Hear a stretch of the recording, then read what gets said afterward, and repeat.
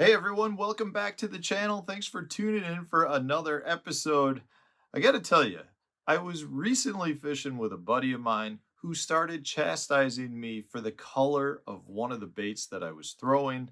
And it's one of my all-time favorite colors. Like versions of this have been around for, I don't know, almost like probably 100 years. So we know they're proven fish catching colors. The thing is, you don't see them that often anymore. We've gotten so good at painting baits, whether mass-produced baits or it's a custom painter in their basement.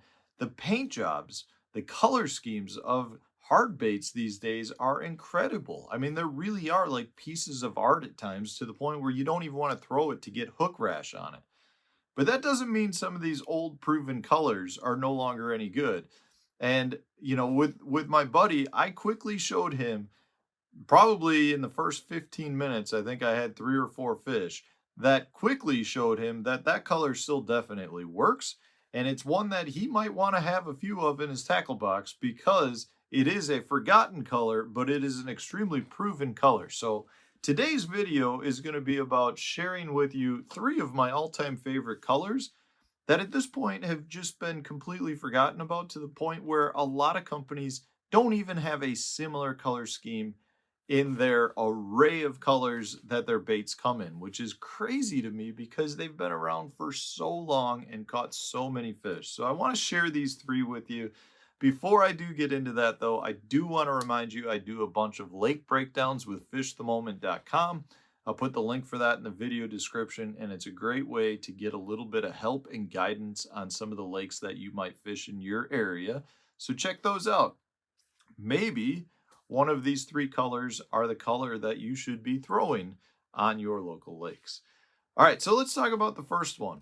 The first one that I was throwing that my buddy was making fun of me for is one of my all-time favorite colors. It was when I was a kid, this was my absolute favorite color to the point where I actually kind of collected it with the different Rapala versions that they had. And that was Fire Tiger, guys. What is happening to Fire Tiger? Where is it gone? Why is this no longer a color scheme that everybody should have? There's a lot of companies that don't do it anymore. This is the Berkeley Money Badger. They still have a Fire Tiger pattern, and it's a great, great killer color. So for me, this is one of those baits. I have some specific instances where I absolutely love to throw it. First, if I'm fishing any river system, Fire Tiger is generally a really good color, especially if it has smallmouth or spotted bass, because both of them love this color. They love the chartreuse in the color, but there's something about rivers that tend to be just perfect for Fire Tiger. It's the fact that you've got a little bit of off-colored water, you've got some moving water, and therefore you need baits that are generally bright to stand out a little bit better. And that's where Fire Tiger comes into play. But I gotta tell you, it's also a really good color for fishing any sort of impoundment that's got a little bit of muddy or water to it, especially in the springtime. I find that it's a very, very good color to be throwing in the spring, and it just generates a lot of strikes. It does not matter what species of bass you're fishing for, it really is a good one. But if you do live in some areas where you like to fish rivers and you've got good river fishing, give your Fire Tiger color a try. Just a dynamite color, and it works pretty good in clear water too. One thing a lot of people don't realize is that chartreuse tends to fade away faster as you get deeper in the water column or as your light penetration gets less, and therefore it turns more into a white. And from that standpoint, it's doing a pretty good job at matching most of the forage species. So don't be afraid to throw it in your clear water either, especially during low vis periods.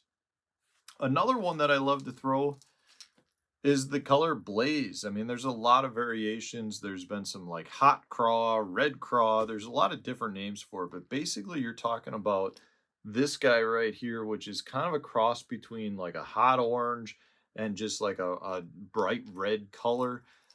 Dynamite spring color. We know guys like to throw red during that time, but again, this is more of like a reddish orange color.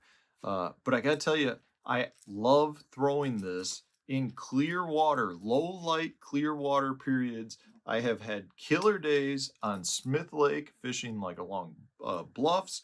I've had killer days on the Great Lakes fishing for smallmouth.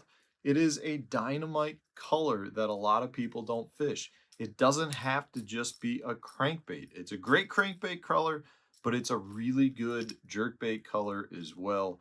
Um, this is the Berkeley Stunna. This is the 112, so they still make the blaze color. This is one I actually found. I was introduced to this color. This is kind of an odd story.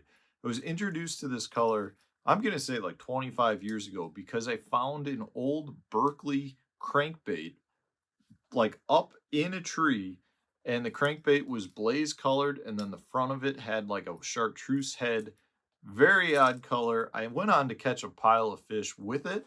I've since found out it was like a special made color, and I don't have it anymore. I don't remember if I lost it or I just broke on me, but it was a special made color, probably worth a lot more as a collector's item than anything. But that's where I was introduced to the color. Since then, I've had a lot of amazing days fishing this blaze color. Just a killer. The last one I want to talk about is one that, again, I just feel like you don't hear anyone talk about it. And it's probably because it's too simple of a color to make. But if you were to go back into like the beginning of the jerkbait days, when you were and like lipless crankbait days, it was one of the primary colors. Like the old Ratlin Rogue, it was a killer in that, or the Rapala Husky Jerk, that was a killer in that. And that's just your chrome with like a blue back, maybe a little bit of an orange belly.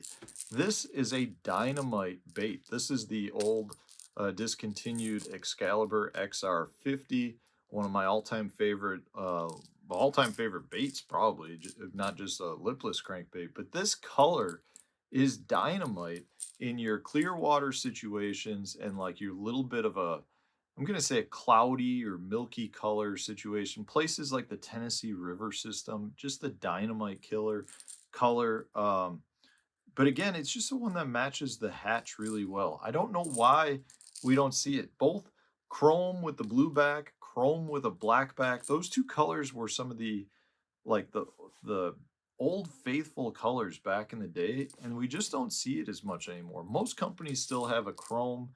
I would say they probably have more chrome black back than blue back, but it's still not a really simple color to find. It's not one that is available everywhere and in every bait, which is funny to me because all three of these colors, if you were to go back, I'm going to say, I'm a lot older now than I feel like, but I'm going to say go back like 25, 30 years, you know, companies, your Bombers and Rapalas and Bagleys and Smithwick, the Pradco baits, you know, they had a lot less color selection, and it was like these three colors were in every one of those lines. And now it's like they're colors that have faded away, probably because we've gotten so good at painting baits and at making baits look extremely realistic and have fish scales and all of that. But these three colors still catch them. So if you can find them, I would maybe pick up a couple, because there are definitely times and places where they tend to really outproduce the other ones. Let me know in the comment section, what are some of your all-time favorite colors that you feel like have gone by the wayside? I'd love to know from you. I'm sure other viewers would as well. So put that in the comment section. Otherwise, guys, if you enjoyed today's video, hit the like button, subscribe to the channel if you haven't done so already. Stay tuned, new video coming out tomorrow.